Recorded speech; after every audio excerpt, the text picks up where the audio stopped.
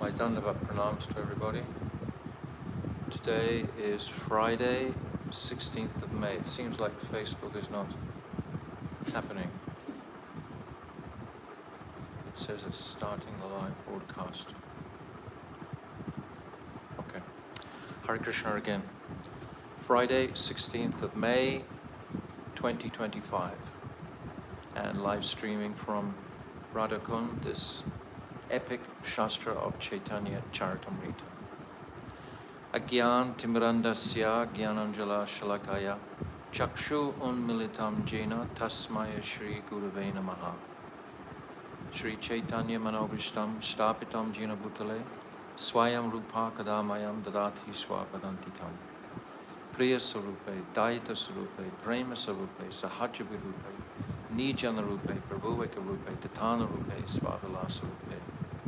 Anapita Chirim Chirat Kurunavaratano Kalo Samarpaitam Unnata Ujvala Rasam Swabhakti Shriyam Haripurata Sundara Datikatam Basadapita Sada Hradare Kandare Spuratu Vasachinandanaha Yam Prabhajantamana Petyam Apetikritiam Dvaipaino Viraha Katara Achuhava Putreti Tamayatayo Taravo Benedustam Sarvabhutam Hridim Munimaratoshmi Bhaktya Vihina Aparara Lakshay Shiptasya Karmadi Tarangamadye Kripa Maitvam Sharanam Prapana Brinde Namaste Charanara Vindam Bhajami Radham Aravinda Netram Smarami Radham Maturasmitasyam Vadami Radham Karuna Bharadram Tatom Mamanasti Katina Kapi Tavaivasmi Najivami Tvaivina Iti Vignaya Radhe Tvam Naimam Charantikam. I'm first of all offering millions and millions of Dandavat pranams unto the lotus feet of my most beloved Gurudev, Adi-lila Pravishta Om Asto Tarzara Shishimad Srila Bhaktivedanta Narayan Goswami Maharaj. And I'm offering the same again millions and millions of times unto our dear most Adi-lila Pravishta Om Asto Tarzara Shishimad Srila Bhaktivedanta Swami Srila Prabhupada. And to our dear most also Srila Krishnadas Kaviraj Goswami Pad, who has given us this Caitanya Caritamrta, and all our divine Rupanuga Guru Varga, and all the Vaishnavas and Vaishnavi devotees of the Lord who are watching this program.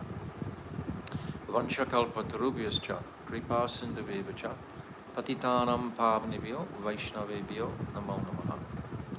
So coming to our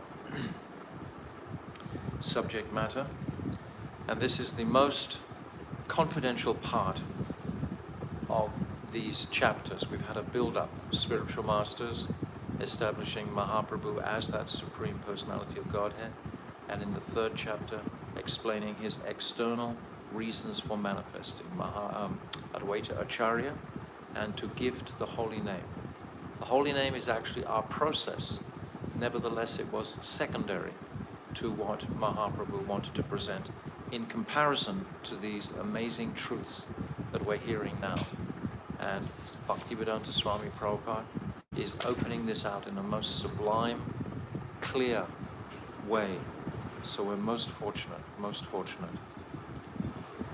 Jaya Jaya Shri Chaitanya Jaya Nityananda Jaya Advaita Chandra Jaya Gaura Bhakta Vrinda Sureshanam Durgam Gatir Atishayeno Upanishadam Muninam Sarvaswam Pranata Pratilanam Madhurima Viniryasa Pramno Nikila Pasho Palambuja Drisham Shri Chaitanya Kimme Punarapi Drisho Yasyati Padam. Translation. Lord Chaitanya is the shelter of the demigods, the goal of the Upanishads, the be-all and end-all of the great sages, the beautiful shelter of his devotees, and the essence of the love of the lotus-eyed gopis. Will he again become the object of my vision? So yesterday we were reading many aspects about Parakiya Bhav and Swakiya Bhav.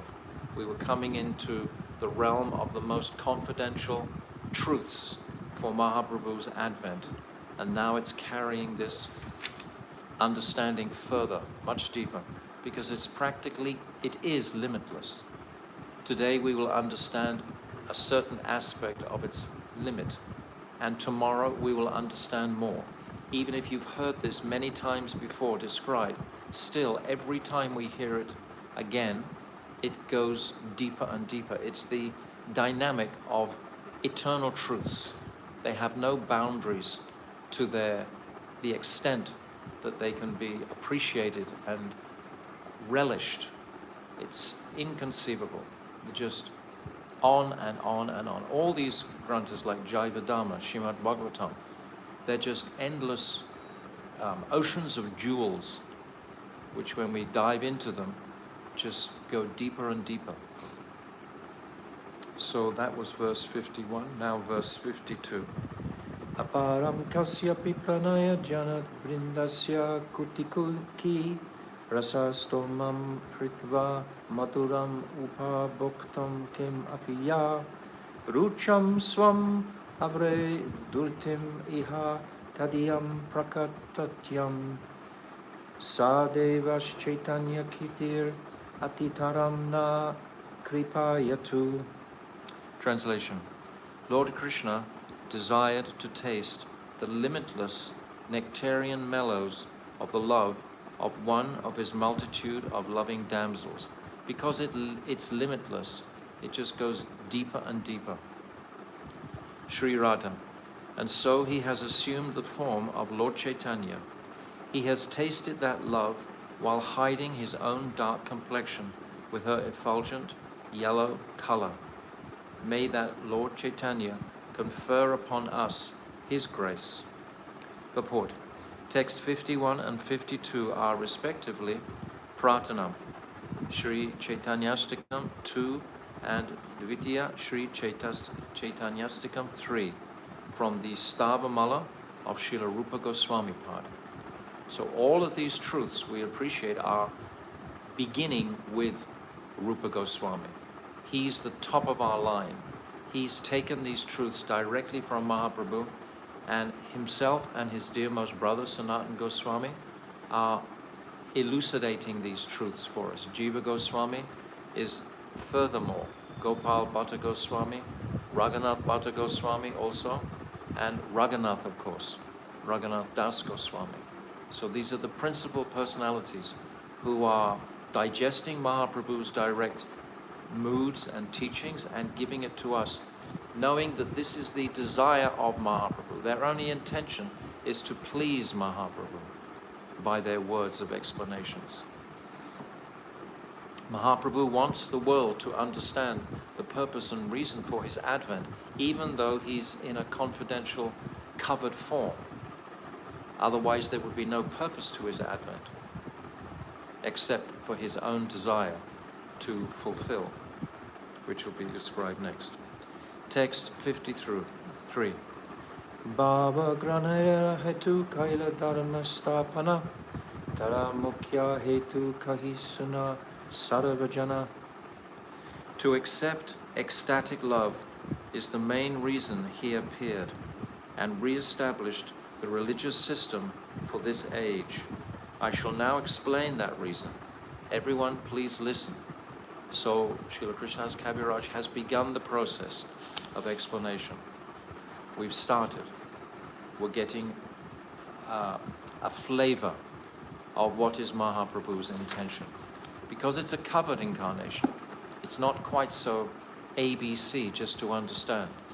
And we have to understand it to develop this sacred greed that he's going to inspire within us to achieve the goal that he's going to benedict us with.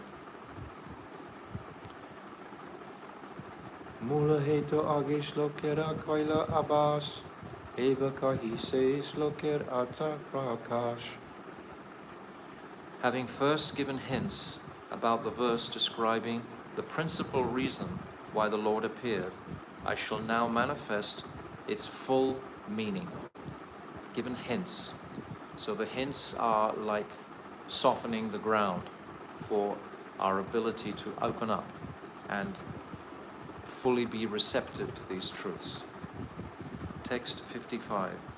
Radha Krishna pranaya vikritya hladini shakti asmad ekatmanav api bhuvi pura deha vedam katoto Caitanyam prakatam aduna tatvayam chaikyam aptam Radha bhav dudi suvalitam nomi Krishna swarupam.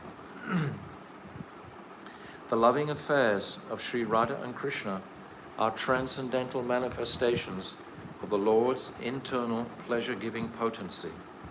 Although Radha and Krishna are one in their identity, they separated themselves eternally.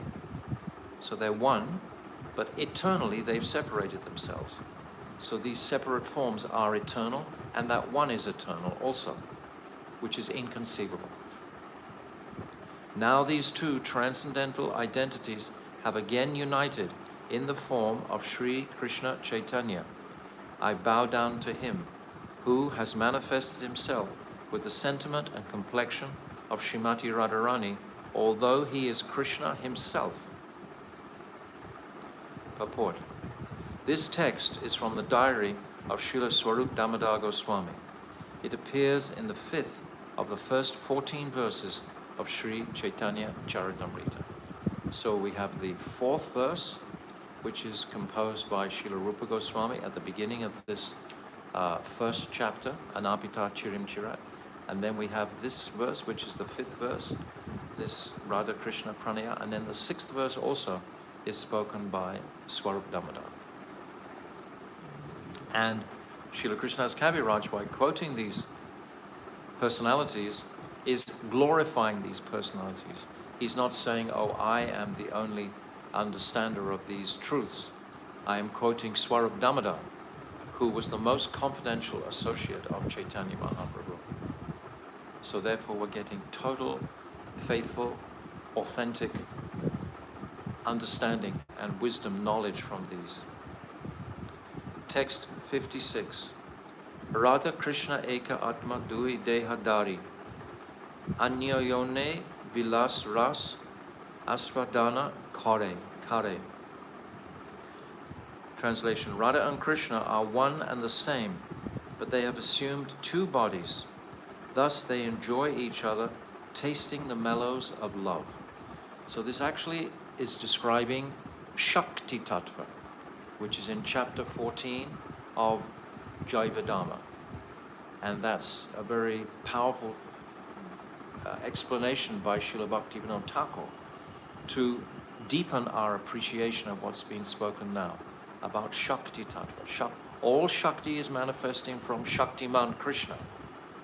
So everything that we're going to be talking about mostly is about Shakti. The two transcendentalists, Radha and Krishna, are a puzzle to the materialists. They can't comprehend this. The above description of Radha and Krishna from the diary of Srila Swarup Damodar Goswami is a condensed explanation, but one needs great spiritual insight to understand the mystery of these two personalities. What is the mystery? One is the energetic and one is the energy. The energy is Sri Radha. The energetic is Krishna. They are one, and yet they're different. Just like we can say the fire is one, and yet we can say the heat is separate from the fire. We use the heat for cooking, for example. We don't cook it inside the fire, generally. We cook it with the heat coming from the fire. So in one sense, we can separate these two potencies. But ultimately, they're one. At the same time, they're two. This is called the philosophy of Achintya Veda, Abheda Tattva, which Mahaprabhu has explained so clearly. Sri Krishna is the potent factor, and Srimati Radharani is the internal potency. We're going to hear this word a lot, internal. Every time it's internal, that means it's Shakti Tattva. That means it's manifesting from Sri Radhika. According to Vedanta philosophy, there is no difference between the potent and the potency. They are identical. The fire and the heat are identical. Yet at the same time, there's some distinction. We cannot differentiate between one and the other any more than we can separate fire from heat. So we can't separate them. But still, to explain the distinctions, we can do like that. Shakti and Shaktiman. Radha Purna Shakti, Krishna Purna Shaktiman. Dui Vastu Beda Nai. Beda Nai, they're not different. Nai. Shastra Praman. This is the Shastric conclusion that they're non-different. Everything in the absolute is inconceivable, achintya, in relative existence. Relative means relative to here, this world. It's inconceivable to us.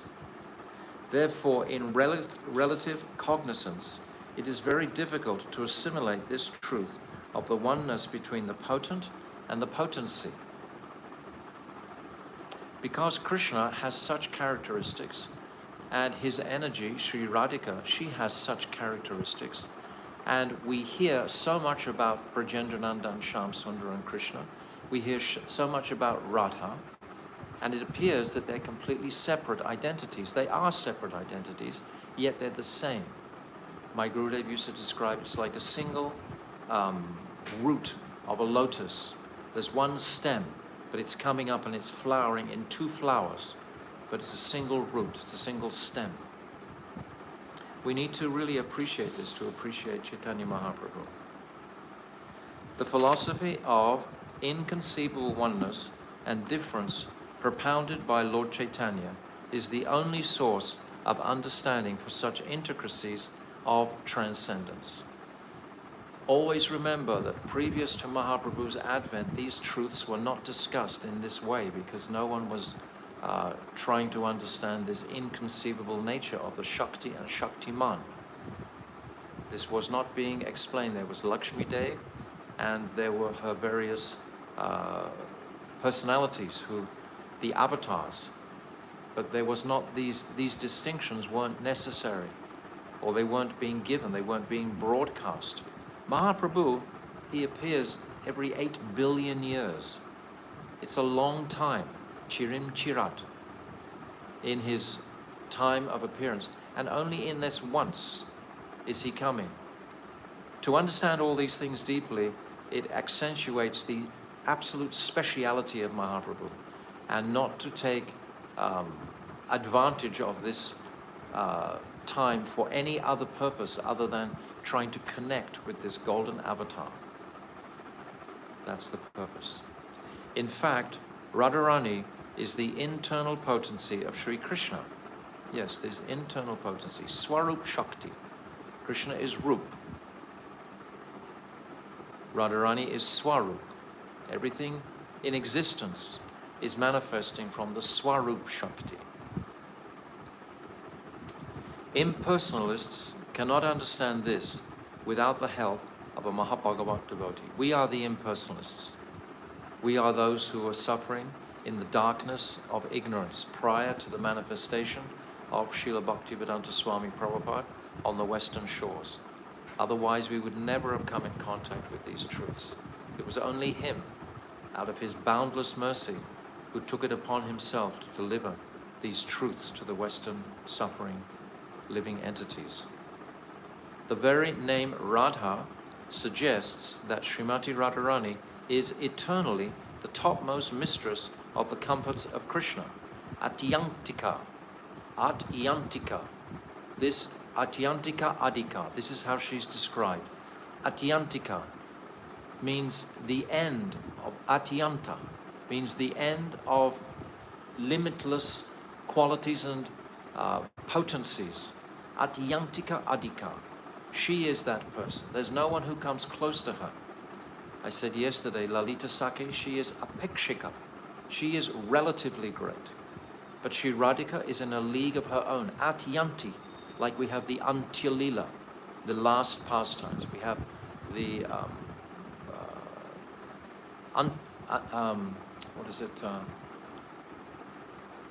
Ananta. Ananta is like the end. Like Nishanta, night, Anta, end. And we have Atyantika. This is the end of all limitless qualities, is in Sri Radhika. Atyantika Adika Mritvi. Mritvi means a mixture of Pragalpa and Madhya. These are her qualities, personal qualities. But this is what Prabhupada is saying here. She is eternally the topmost mistress of the comforts of Sri Krishna. As such, she is the medium transmitting the living entity's service to Sri Krishna. She is the medium. Prabhupada is saying it here very clearly. We have to go through Radhika. How do we go through Radhika? We connect with her maidservants. Rupa Goswami, Sanatan Goswami, Jiva Goswami, Srila Krishnadas Kaviraj Goswami, Narottam, Srinivas, Shyamananda, Vishwanath Chakravarti Thakur, Srila Bhakti Vinod Thakur, Srila Bhakti Siddhanta Saraswati. All of these personalities are the transparent mediums of Sri Radhika's mercy. So she is the medium transmitting the living entity's service to Sri Krishna. She is the Shakti Tattva. We're connecting with her. We're not going to connect with Krishna directly. That is not our ambition. Our ambition is to connect with Radhika. She is the mistress.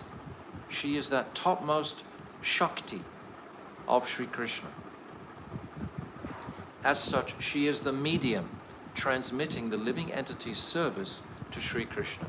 If Radharani is pleased, Radharani is that greatest servant of the Lord. No one can serve Krishna so satisfactorily. We described this yesterday. Anaya Radhito Nunam Bhagavan Hare Ishvara. She was that one who enticed Krishna away from the millions, billions of other gopis. She was the only one who had that capacity to please Krishna the most. So we are connecting with her. She has the key to all devotional service. So we need to connect with her, because it's only by devotional service that we'll make our connection to the supreme reality. Bhaktyamam abhijananti yavan yaschasmi tattvata. This is only attained by pure devotional service. Devotees in Vrindavan therefore seek the mercy of Srimati Radharani in order to be recognized as loving servitors of Sri Krishna. So this path is all about Radharani's mercy. It's all about connecting with Radhika. And we can connect with Radhika through this Swabhakti Shriyam, which Mahaprabhu is bestowing upon us. This Manjari Bhav. This is the greatest connection to Radhika, as her Manjari, not as a Sakhi. This was not propagated by Mahaprabhu. It's the Manjari Bhav. Lord Chaitanya, Prabhupada is saying it very clearly. Lord Chaitanya Mahaprabhu personally approaches the fallen conditioned souls of the Iron Age to deliver the highest principle of transcendental relationship with the Lord. It's phenomenal. Like in the previous golden ages of Satya Yuga, Treta Yuga, Dwapara Yuga, etc., there were so many abounding good qualities. In Satya Yuga, there's 4 good qualities. There's Shantaha, Samaha, Surit, and Niravata, no envy, all goodness beyond the modes of material nature. In Treta Yuga, there were 2 good qualities, Dharmastataha and Brahmavadinaha. And the whole atmosphere was conducive for spiritual development. But this absolute reality, this truth, was not there to attain. Lord Narayan, Vaikuntanath, Parameshwara, Yogeshwara, these were the personalities that could be attained in Satya Yuga and Treta Yuga, Vaman Deva, etc. In Dwapara Yuga, Krishna comes at the end. In Dwapara Yuga, there's only one good quality, Jignasavaha, always inquiring about the Lord. But in Kali Yuga, there's no good qualities. Manda sumanda matayo, manda bharaga uparodita. No good qualities. Everyone is lazy, unlucky, misfortunate, misguided, and above all, always disturbed. We were explaining yesterday about this 5G, electronic, magnetic forces, always speeding the mind up, the consciousness up, so we can't go deeper into subject matters. We're always impatient, wanting more of the material, glitter. And in this darkness, in this environment, is when Mahaprabhu has descended with the highest conceivable conception of pure love for God. Not just having our hands out like the order supplier, but actually trying to enter into transcendental relationship with the Lord. This is phenomenal. This has never been given before. This Raganuga Bhakti was never there previously. Mahaprabhu is breaking down all these barriers, the most non-conventional, unconventional preacher to ever walk the planet is Mahaprabhu. The activities of Lord Chaitanya, INH, to deliver the highest principle of transcendental relationships with the Lord. This is what he's delivering. The activities of Lord Chaitanya are primarily in the role of the pleasure-giving portion of his internal potency. That is Radhika. Again, Radhika, Radha, always Radha. The absolute personality of Godhead, Sri Krishna, is the omnipotent form of transcendental existence, knowledge, and bliss in full. His internal potency is exhibited first as Sat, or existence, or in other words, as the portion that expands the existence function of the Lord. This Sat, Sandini, represents everything that conceivably is in existence, and this potency has its origin from Swarup Shakti, who is Radha. This is all manifesting from Radha. And we have the very beautiful question, listen carefully, at the end of the Shakti Tattva, chapter 14 in Jayavadama, where Brajanath, he asks Babaji, so if Radhika is doing all this creating, this Swarup Shakti of all these energies, Sandini, Sangvit, Hladini, etc., what does Krishna do? And Babaji said, oh, you're asking me a very hard question. This is a very difficult question to understand. But the answer is as simple, actually, ultimately. And the answer is that Krishna is Svatantrata. He has full independence. And he's Ichamayata. He has full freedom. These two qualities only Krishna has, which actually means that he has ultimately the entirety. Full freedom and full independence. This is all that Krishna has. And his Shakti is doing everything else in love to him, in great affection and deep, deep attraction to him only. This is what the pastimes of Radha and Krishna are all displaying. This inconceivable attraction that Radhika has for Krishna. And Krishna reciprocates with that. It's not that Krishna initially has that attraction for Shakti, for Radha. It's Radhika who initiates that attraction. She has that because she is dependent on Krishna. Krishna is independent. Just like the heat is dependent on the fire. The fire is not dependent on the heat. But the heat is utterly dependent. If the fire goes out, of course the heat dies. But sometimes there can be a little bit of fire for a moment. Like when you strike a match, for example. There's just like an explosion of fire with no heat yet. So it's the fire that is there independently, and then will come the heat. So this is Shakti Tattva. And these three potencies of the Sandini, and then when the same potency means Swarup Shakti, the same Shakti Tattva, displays full knowledge, it is called Chit, or Sangvit, which expands the transcendental forms of the Lord. All the Lord's forms are manifesting from this Sangvit Shakti. Finally, when the same potency plays as a pleasure-giving medium, it is known as Hladini. And all jivas desire this Anand. We described this the other day. There's a beautiful section of Jayavadama which is also describing. We typed it out the other day about Ananda, all the jivas wanting this Ananda and this bliss potency, or the transcendental blissful potency. Thus the Lord manifests his internal potency in three transcendental divisions.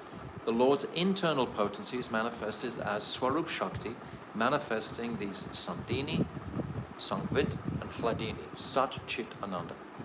So we have a nice diagram showing the Shakti Tattva, Chit Shakti, etc. And all this is from the Antaranga Shakti. We're going to make this distinction very clear. Krishna is only manifesting in the Antaranga Shakti. He will not manifest in the Bahiranga. That is the Tatashta Jivas, or Maya itself. Text 57. Se dui eka ebe Caitanya Goshani, rasa asvatadite tonhe hoile eka tani. Now, to enjoy rasa, they have appeared in one body as Lord Chaitanya Mahaprabhu. This is amazing. These towering waves of rasa are happening in one single body. When Krishna was manifest on the planet in the end of Dwarpa Yuga, then there were two bodies. Krishna would witness these sattvika bhavas on the form of Sri Radhika, and he would reflect those within to himself. But he didn't get the same taste as Radhika. But now we're getting these same sattvika bhavas, these towering waves of emotion. Krishna is Mahaprabhu, but he's carrying those emotions of Sri Radhika, and they're both tumbling and crashing together in a single body. That's why there's so many remarkable manifestations in the body of Chaitanya Mahaprabhu. These powerful Shaktis are crashing together within the one single body. Text 58. Iti lagi age karitara vivavarne, yata hoite hoya gorae mahima katane. Therefore I shall first delineate the position of Radha and Krishna. From that description, the glory of Lord Chaitanya will be known. So Krishna's Kaviraj is going to give us clearly who is Radha and Krishna, and then from the glorification of Radha and Krishna, then we will understand something of the identity of Mahaprabhu, because he is Radha and Krishna. Radha Bhav Tuti Subalitam Nomi Krishna Sarupam, we just said in the previous verse. Non-different. Text 59. Radhika hayena Krishna pranaya vikar, swarup shakti hladini nama yanahara. Translation. Shrimati Radhika is the transformation of Krishna's love. She's the transformation of his love. Krishna is attracted to Radhika. Krishna's love is manifesting because of Radhika. She's the transformation of his love. She is his internal energy called Hladini. That's his Shakti called Hladini. Beautiful, beautiful descriptions here.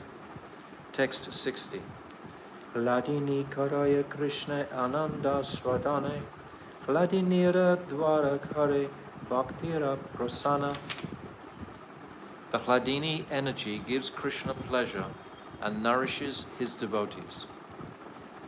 So it's Radhika who is nourishing the devotees. She is giving everything to the devotees. We are praying to Radhika for Radhika's kripa. Srila Jiva Goswami, purport, has elaborately discussed the Hladini potency in his Priti Sandarbha. In the Priti Sandarbha, this is his last Sandarbha. This is when Srila Jiva Goswami is describing the nature of transcendental love. And he's describing it right across the board through all the sections of the Bhagavatam. All the indications of Priti within the Bhagavatam, Jiva Goswami is describing in this one Sandarbha, this Priti Sandarbha. He says that the Vedas clearly state only devotional service can lead one to the service, or can lead one to the personality of Godhead. Bhagavad Gita is saying the same. Only devotional service can help a devotee meet the Supreme Lord face to face. The Supreme Personality of Godhead is attracted by devotional service, and as such the ultimate supremacy of Vedic knowledge rests in knowing the science of devotional service. This is also explained in the third of the Chatushlokis. This yata mahanti bhutani bhuteshu chavaneshatu prastin pravistyana apravistyani tata teshu na teshu aham. This is the rahasya, this is the secret. And this verse is saying that just as all the material elements have their location at the edge of the Brahman, similarly those material elements are within the body of each jiva, and those material elements are outside the jiva also. So Krishna is like that. So Krishna is within and without. This is this verse explaining. This verse is described as the rahasya, And it's described that what is this secret? Rahasya means confidential secret. What is this secret that eludes the scholars? Very simple. Devotional service. Devotional service is that secret. What is the particular attraction that makes the Supreme Lord enthusiastic to accept devotional service? And what is the nature of such service? Prabhupada is asking these questions. What makes Krishna enthusiastic to accept the devotional service? Because he knows that's going to establish the relationship. And Krishna wants to personally taste the individual rasa of every single living entity. Every single living entity has a distinctive, unique rasa. Like no one else in existence has that rasa that the individual has. Krishna wants to taste that. Therefore, he's hungry to accept devotional service. And what is the nature of such service?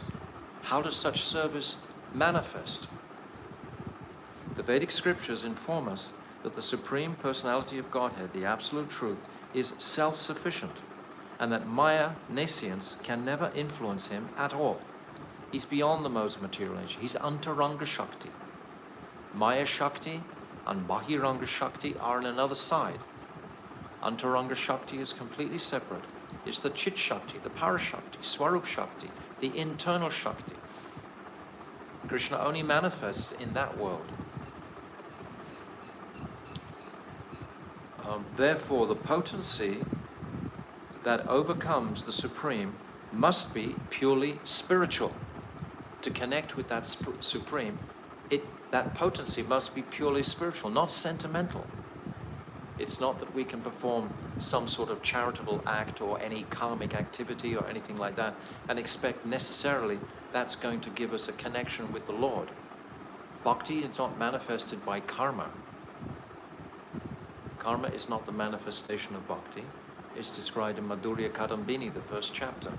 These different propositions are given by Vishnu Chakravarti Thakur.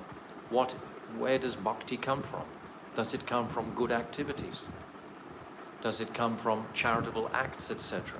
Does it come from Sukriti? And ultimately, the conclusion is bhaktya sanjatehe bhaktya, that bhakti only comes from the bhakta, that person who has bhakti. This is why teachings like the Ritvic philosophy, for example, cannot be correct. Because bhakti comes from bhakti. That means you have to have the living bhakta who has bhakti within his heart to gift to another living entity, to ignite it, like the simple example of the fire igniting wood. Yes, fire is dormant within the wood, but it can never be ignited until another fire touches it. And if you try and tell the piece of wood, oh, I'm representing some fire from some previous age, that's not going to ignite the fire in the wood. It has to be the living connection. So this example of Ritvic philosophy, they just won a big case today. So I'm just mentioning it. But I hope they're very happy in their practices and so on. But ultimately, this philosophy is not supported in Shastra anywhere. My Gurudev would never support this Ritvic philosophy. You have to have a living representative of that bhakti to distribute the bhakti, a living, not someone in the past.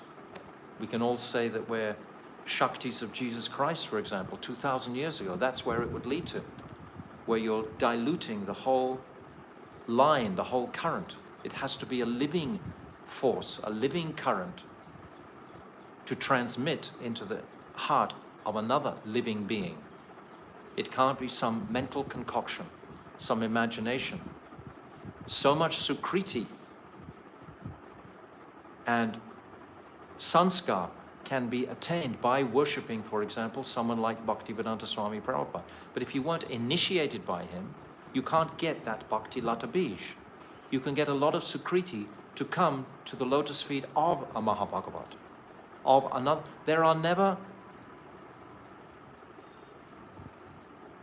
a lack of Mahabhagavats on the planet. There are always Mahabhagavats on the planet, otherwise the planet would not be revolving. This is how my Gurudev has described it. There must be Mahabhagavats for this planet to even exist. Must be. This Antaranga Shakti, this internal Shakti.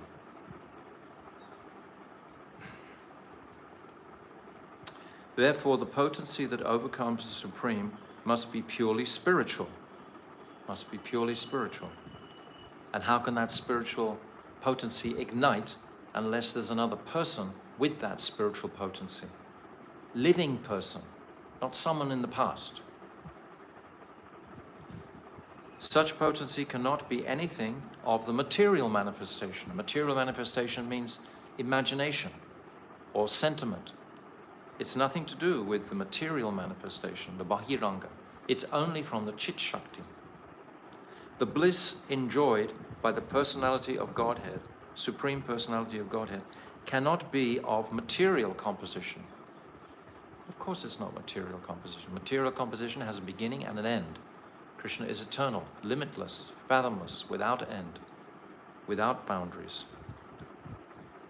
The bliss enjoyed by the personality of Godhead cannot be of material composition like the impersonalist conception of the bliss of Brahman.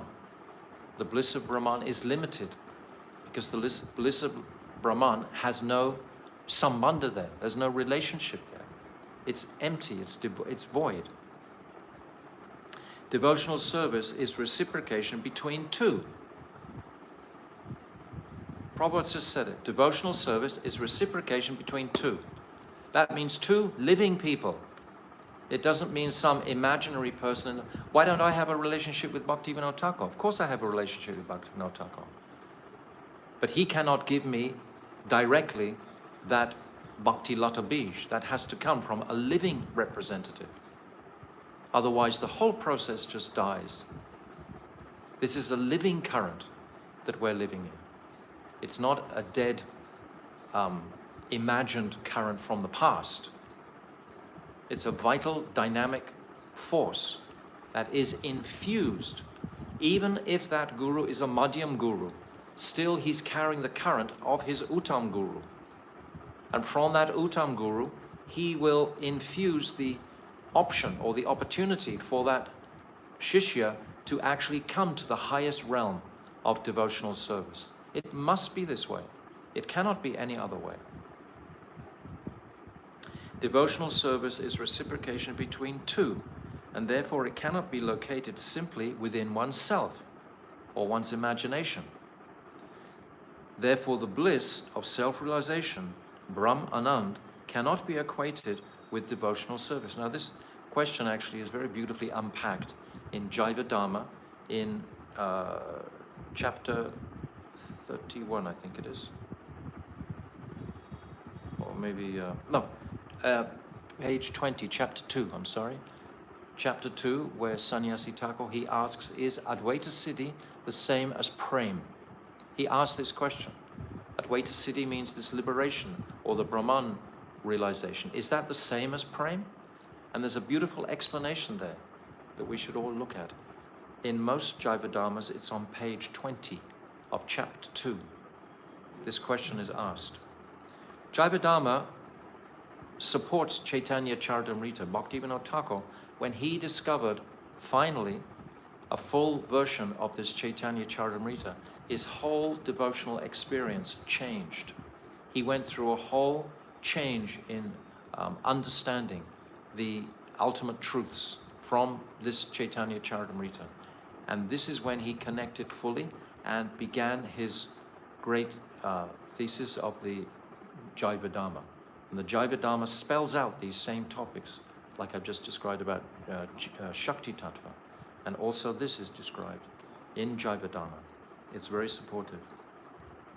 The Supreme Personality of Godhead has three kinds of internal potency, namely the Hladini Shakti, or pleasure potency, the Sandhini Shakti, or existential potency, and the Sangvit Shakti, or cognitive potency.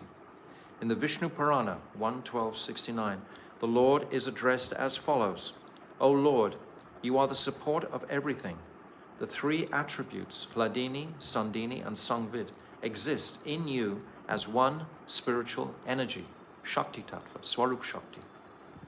But the material modes, which cause happiness, misery, and mixtures of the two, do not exist in you.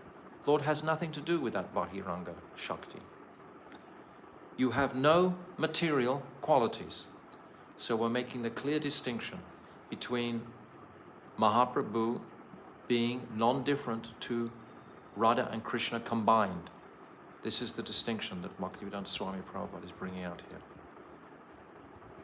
Hladini is the personal manifestation of the blissfulness of the Supreme Personality of Godhead, by which he enjoys pleasure. Because the pleasure potency is perpetually present in the Supreme Lord. It's perpetually there. The theory of the impersonalists that the Lord appears in the material mode of goodness cannot be accepted. The material mode of goodness is still material. It's still sattva within this material context. When the pleasure potency of the Supreme Personality of Godhead is exhibited by His grace in the person of a devotee, it's by His grace, through her, through Radhika, that manifestation is called love of God. It's coming ultimately through Radhika. Sri Radhika, every single one of them. They're all manjaris. They're all maidservants of Sri Radhika. So they're gifting this Shakti through Sri Radhika. It's not any other, it's not through Baladev. Baladev is a manifestation ultimately of Swarup Shakti himself. Swarup Shakti is manifesting everything. Sandini means existence. That's Sandini Shakti. Baladev is the Ishtadev of Sandini Shakti. And all the avatars, Swangsa, all are manifesting from Swarup Shakti. Krishna doesn't do anything. Krishna has complete independence and he has complete freedom. Swatantrata, Ichamaita. This is all Krishna has. Not all, but it's the entirety. And everything is offered in affection and a love to him by Radhika. All of this manifestation is manifested by Sri Radhika. Love of God is an epithet for the pleasure potency of the Lord. Therefore, devotional service reciprocated between the Lord and his devotee is an exhibition of the transcendental pleasure potency of the Lord. It's an exhibition of the transcendental pleasure potency. Who is the transcendental pleasure potency? None other than Sri Radha. Radha is that transcendental pleasure potency. That's who she is. The potency of the Supreme Personality of Godhead that always enriches him with transcendental bliss is not material. Of course it's not material. But the Sankarites have accepted it as such because they are ignorant of the identity of the Supreme Lord and his pleasure potency. Those ignorant persons cannot understand the distinction between impersonal spiritual bliss and the variegatedness of the spiritual pleasure potency. Yes, Sankaracharya's followers, they pertain to the Brahmajyoti desire, Aham Brahmasmi. Brahmasmi, I am that supreme Brahm, that void, that effulgent light. This is what they consider themselves to, that's their goal, is that nirvana, that nirvishesh Brahm, with no Shakti, nothing. Tragic.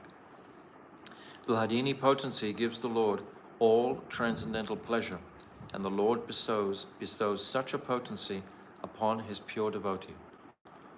So his pure devotee, Bhaktivedanta Swami Prabhupada, is saying that the Lord will bestow that mercy of Radhika on the pure devotee. It's the Shakti that is manifesting from Krishna, who is Radhika. Text 61. You see, we're understanding more what is Shakti, because it's the Shakti that empowers everything. Satchitananda Purna Krishna Re Swarup Eki Chik Chitra Chikra Chikta Chakti Tanra Tara Tinarup. Lord Krishna's body is eternal, Sat, full of knowledge, Chit, and full of bliss, Anand. His one spiritual energy manifests in three forms. His one spiritual energy, Shakti, is manifesting these three forms. And from these three forms, everything else in existence is manifested. Everything else is manifested from Shakti. Text 62. Anandam Vamsi Hradini Sat Amse Sandini Chid Amse Sangvidyare Dhyana Kari Mani. Hladini is his aspect of bliss, Sandini of eternal existence, and Sangvit of cognizance, which is also accepted as knowledge. Purport. In his thesis, Bhagavat Sandarbha, Jiva Goswami explains the potencies of the Lord as follows. This is the first Sandarbha. The transcendental potency of the Supreme Personality of Godhead, by which he maintains his existence, is called Sandini. Sandini means existence. It means everything in existence, and that potency is manifesting from Swarup Shakti. So everything in existence is manifesting from Swarup Shakti. I've said it 10 times today. The transcendental potency by which he knows himself and causes other to know him are called Sangvit, knowledge potency.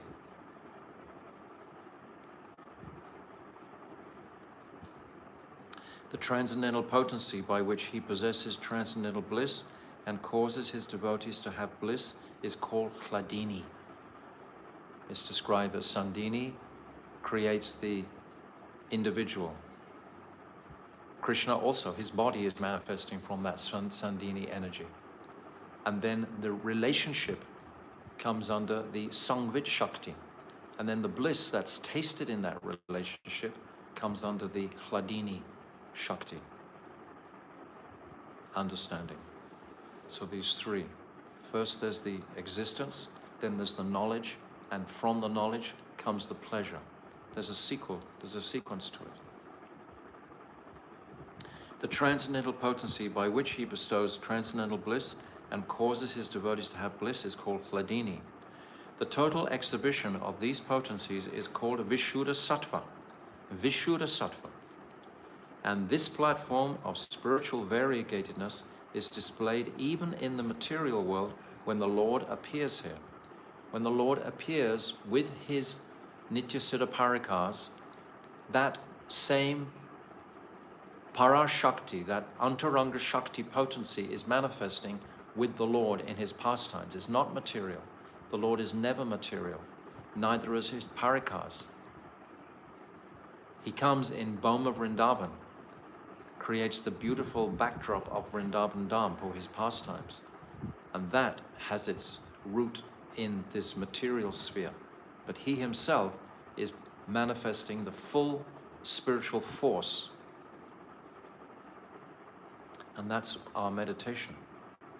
The pastimes and manifestations of the Lord in the material world are therefore not at all material. They belong to the pure transcendental state. All the Lord's pastimes are fully transcendental. They're not all nitya. Many of the pastimes the Lord performs here are called naimittic pastimes. It's like Kamsa, for example, doesn't appear in Goloka Vrindavan. There's no, in Svetadweep, Mahaprabhu's realm, there's no dandas in Svetadweep. There's no pastime of sannyas there. It's another pastime. It's Mahaprabhu tasting himself. The pastimes and manifestations of the Lord in the material world are therefore not at all material. They belong to the pure, transcendental state. The Bhagavad Gita confirms that anyone who understands the transcendental nature of the Lord's appearance, activities, and disappearance becomes eligible for freedom from material bondage upon quitting the present material tabernacle. Janma karma chame divyam evam yo viti tatvataha tyaktva deham punar janma naiti mam ritisorajuna. That one who knows the transcendental nature of my appearance and activities does not, upon quitting this material body, take his birth again in this material world, but attains my eternal realm O Arjuna. This is what Krishna says, every word. Satya Sankalpa, every word is completely true, what Krishna is saying in Bhagavad Gita.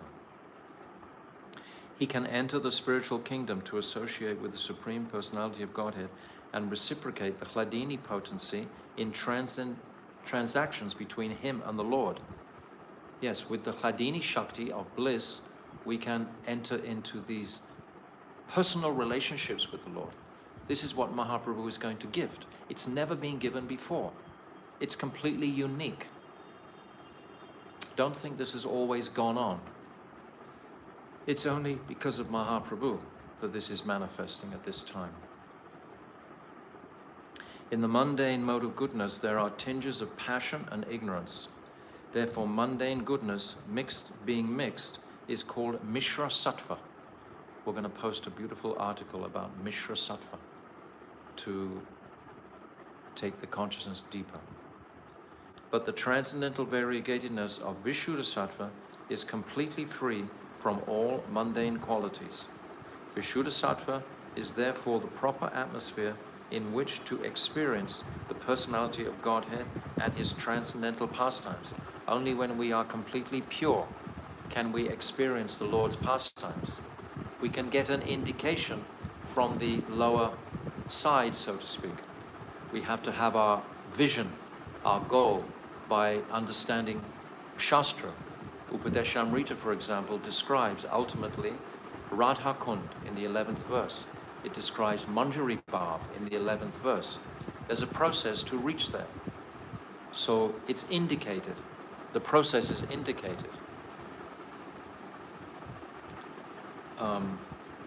Spiritual variegatedness is eternally independent of all material conditions and is non-different from the Supreme Personality of Godhead. We said yesterday that Bhakti, Bhakta, and Bhagavat, they're all from the Antaranga Shakti. They're all completely from the Chit Shakti, the Parashakti, Swarup Shakti. They're all completely spiritual. All of that is absolutely spiritual. Whereas the Jiva is Tatashta. He's oscillating between the Bahiranga, the lower, and the higher Antaranga. He oscillates between the two. But to come to Krishna, it must only be in that pure Antaranga, Parashakti, Swarup Shakti. The Lord and his devotees simultaneously perceive the Hladini potency directly by the power of the Sangvit potency. So by the power of cognizance. This is described again in chapter 14 of Jayabhadama. It's described very clearly that first the understanding this Sangvit Shakti will manifest in the consciousness, and then it will come into the heart and mix with the Hladini Shakti, and then realization of the absolute reality will manifest. But first it's on the cognitive level, on the understanding level. We understand these truths, and then we meditate on these truths, and we bring them into the heart for realization, and that realization will be influenced by the Hladini. And when the Hladini, Radha, directly, then the connection will come. So everything is only dependent on Radha's mercy ultimately. Everything is coming through her mercy. All is manifesting by her mercy. The material modes of nature control the conditioned souls. But the Supreme Personality of Godhead is never influenced by these modes, as all Vedic literatures directly and indirectly corroborate. Lord Sri Krishna himself says in the 11th canto of Srimad Bhagavatam, 11.25.12, Sattvam Rajas Tama iti guna jivasya naiva me. The material modes of goodness, passion, and ignorance are connected with the conditioned souls, but never with me, the Supreme Personality of Godhead. The Vishnu Purana confirms this as follows. Satvadyo na shantise yatra na prakrita guna sa sudaha sarva sudebhyo ya umam adeyo adya prasidato datu. The Supreme Personality of Godhead Vishnu is beyond the three qualities of goodness, passion, and ignorance. No material qualities exist in him. May that original person, Narayan, who is situated in the completely transcendental position, be pleased with us. Of course no material qualities exist in Krishna. Krishna is manifesting from that supreme Vishuddha Sattva abode. These material qualities are only pertaining to the material Jivatmas who have decided to make their identity those material bodies. And it's only those material bodies that are conditioned. The actual Jivatma himself, when he's liberated from that Nishaga conception, that acquired conception, then he's utterly spiritual. His spirit cannot be touched by Maya, ultimately. The spirit soul. This is also saying this in Jivadhamma. We can show this quote also. I think it's also in the 14th chapter. Because the question is asked, is the Jivatma affected by Maya? And Babaji categorically says, no, never. He's never, the Jivatma, pure spirit soul, can't be touched by Maya. So how can Krishna be touched by Maya? Indra praises Krishna as follows in the 10th canto. Vishuddha sattvam tava dharma shantam tapo mayam dristva rajas tamaskam mayo yam guna sampravaho na vidyate te grahananu bandha.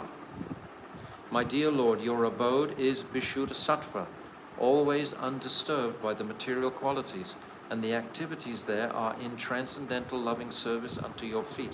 When we start to get a glimpse of this and an appreciation of the supreme spiritual reality, then we know, for example, that sex life, which Prabhupada spoke about a lot previously, cannot have its place there. That desire to enjoy anything with the material senses cannot be smeared onto the absolute reality of Chaitanya Mahaprabhu's identity. It has nothing to do with it. So therefore we must rise above these lower modes. The goodness, austerity, and penances of the devotees enhance such activities. Yes, they enhance it, which are always free from the contamination of passion and ignorance when we perform activities like chanting, like performing our puja, etc., like this Sankirtan Ras, like performing Prikrama, living in the holy dhams, performing austerities of this nature, then this will enhance our liberation from these lower modes of passion and ignorance. Material qualities cannot touch you under any circumstances, the Supreme Lord. So we don't smear our material imaginings on the body of the Lord or Chaitanya Mahaprabhu. When not manifested, the modes of material nature are said to be in goodness. When they are externally manifested and active in producing the varieties of material existence, they are said to be in passion. And when there is a lack of activities and variegatedness, they are said to be in ignorance. This is sleep. There's no activity in sleep. In other words, the pensive mood is goodness, activity is passion, and inactivity is ignorance. Many are the sleeping, living people walking around sleeping, dull. They're not awake. It's called anuvivek. They're asleep. Above all these mundane qualitative manifestations is Vishuddha Sattva. Beyond all this is Vishuddha Sattva. When it is predominated by the Sandhini potency, it is perceivable as the existence of all that be. When predominated by the Sangvik potency, it is perceived existence of all that be. And that is described again in Jivadhamma as all the rivers, the bodies, the trees, the cows, etc. of Braj. This is all a manifestation of Sandhini Shakti.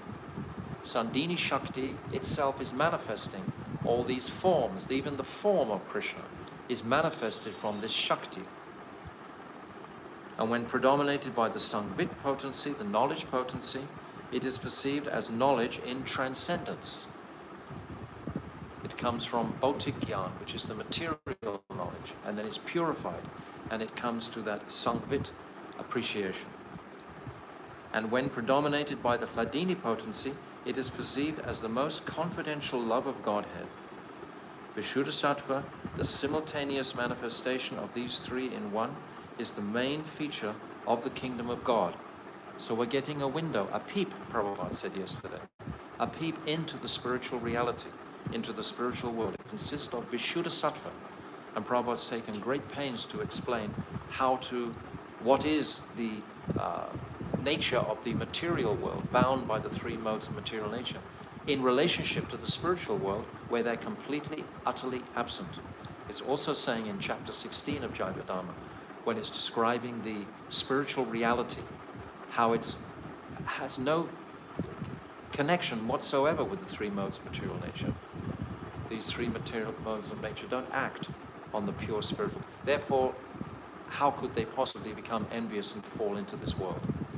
Utterly fictitious, utterly fictitious. If someone still holds on to that philosophy, you should know that they're very ignorant of Shastra. They haven't actually heard or studied Shastra properly. Above all these, read all that, yes. The absolute truth is therefore the substance of reality, eternally manifest in three energies, Samvit, Sandini, and Hladini. The manifestation of the internal energy of the Lord is the inconceivable, variegated spiritual world. It's inconceivable to the material mind. It's achintya. It's beyond, because there's no past and no future there. It's in the powerful present altogether. So we have no consciousness at all of anything in this material world that is eternal. There's nothing around that we can point to and say, oh yes, that's eternal. I can relate to that because it's eternal. The only eternal aspect that we can relate to is the nature of our souls in their spiritual position. We can hear about that, but we've had no experience of that because we're all afraid of death, which means that we're limited.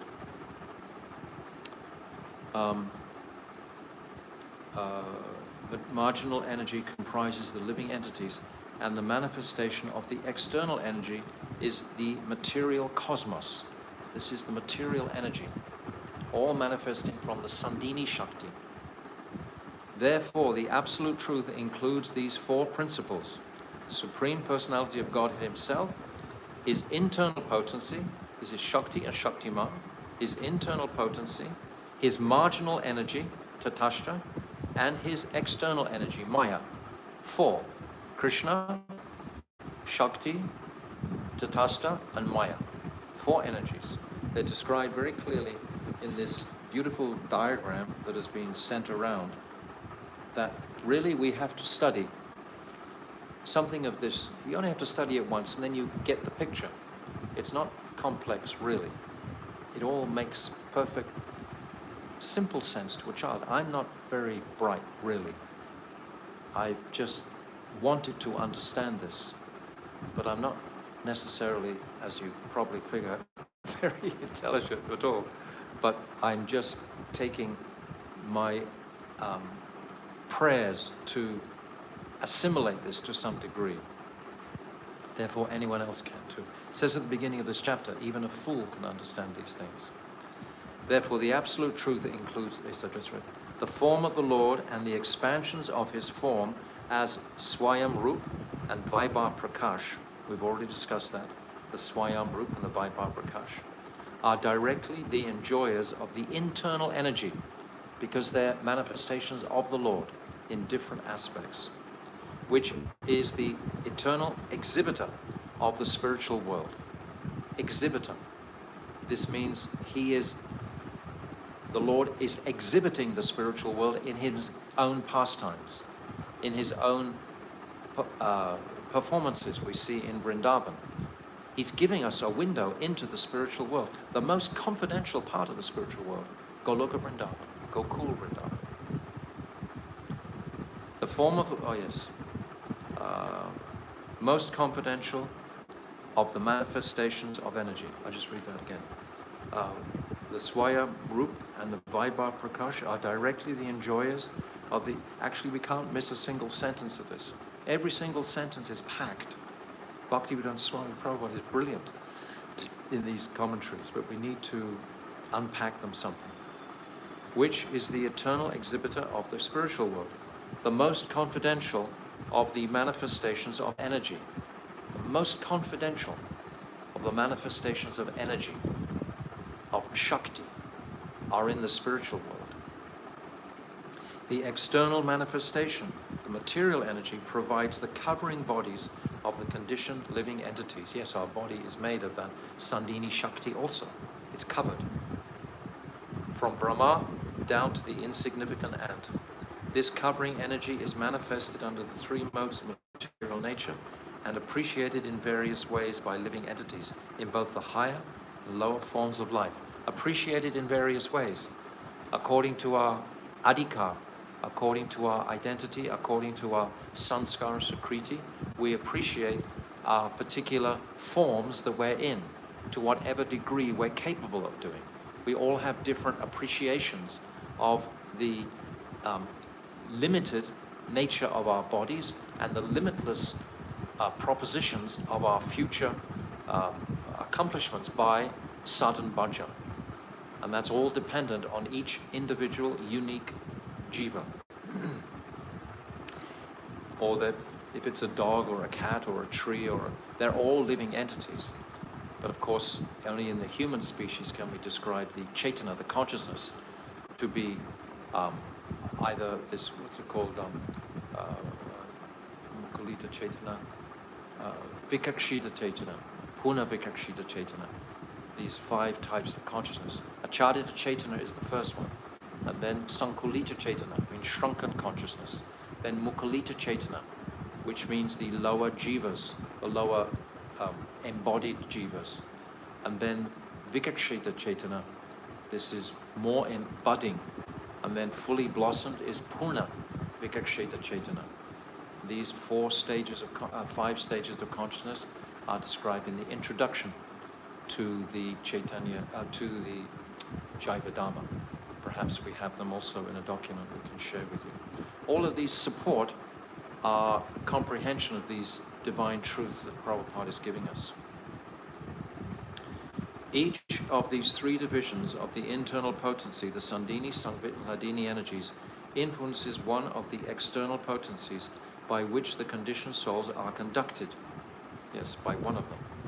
Such influence manifests the 3 qualitative modes of nature, of material nature, proving definitely that the living entities, the marginal potency, are eternally servitors of the Lord and are therefore controlled by either the internal or the external potency. What a sublime conclusion. It's almost like a mathematical equation that Bhaktivedanta Swami Prabhupada has presented here. 1 + 1 = 2. Times 2 = 4. It's all completely succinct and correct. And the ultimate reality is the Lord in any condition, external or internal, is the supreme controller. This is what Prabhupada wanted to categorically conclude here. These 3 potencies, Hladini, Sandhini, and Sangvit, are manifesting the Lord's complete control, ultimately. This is about Krishna and his desire. So we'll stop here. Sri Caitanya Caritamrta Ki Jai. So this just gets thicker and thicker and thicker. It's very beautiful. It's a long chapter. Don't mind if I'm going slowly through it. This chapter is filled with so many truths that we really need to face and hear carefully. And if you're smart enough to be taking some notes, that'll be very, very helpful. And you'll see where you're lacking in understanding, and then you can make inquiries through Jaiva Dhamma or through asking questions, etc., to make it very, very clear. And then the reasons for Mahaprabhu will be as clear as day within the mind. And then when we have them clear in our minds, then we can help clarify other people's minds to make them clear. This is our mission. We are in Chaitanya Mahaprabhu's mission. We are in the mission of Bhaktivedanta Swami Prabhupada. We are in the mission of Bhaktivedanta Narayan Maharaj. We are in the mission of Bhaktivinoda Thakur. This is our mission. This is our home. This is our family.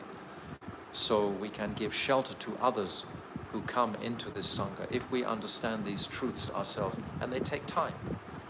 Definitely take time, and practicing our sadhan bhajan, our practices. If our practices are healthy, then we'll be able to hold on to these truths If our practices are sporadic, they'll just come in one ear and go out the other. We must try to practice this presence of mind so that we can retain these divine truths. Certainly as we get older, we need to separate ourselves to some degree from the whirling, swirling material energies and activities that are abounding around us, and try to just enter into the divine pastimes of Radha and Krishna, where all these truths are being applied. We can relate to them with the Sandini, Hlandini, and Sangvit, Hladini, yes, these potencies. Shri Caitanya Caritamrta Ki Jai, Ananta Kota Vaishnava Mrita Ki Jai, Go Premanande, Hari Hari Bol. Hare Krishna, Krishna Krishna, Hare Hare, Hare Rama, Rama Rama, Hare Hare, Hare Krishna, Krishna Krishna, Hare Hare, Hare Rama, Rama Rama, Hare Hare, Hare Krishna, Krishna Krishna, Hare Hare, Hare Rama, Rama Rama, Hare Hare, Hari Bol, Hari Bol, Hari Bol, Gaura Hari Bol, Nitai Gaura Hari Bol, Hari Bol, Hari Bol, Gaura Hari Bol. Go Premanande, Hari Hari Bol. See you all on Monday, and we'll again walk in the atmosphere of this beautiful Caitanya Caritamrta. Radhe Radhe, Hare Krishna, Hari Bol. Vancha kalpa tarubhyascha, kripa sindhavebhacha, patitanam pavanebhyo, vaishnavebhyo, namo namaha.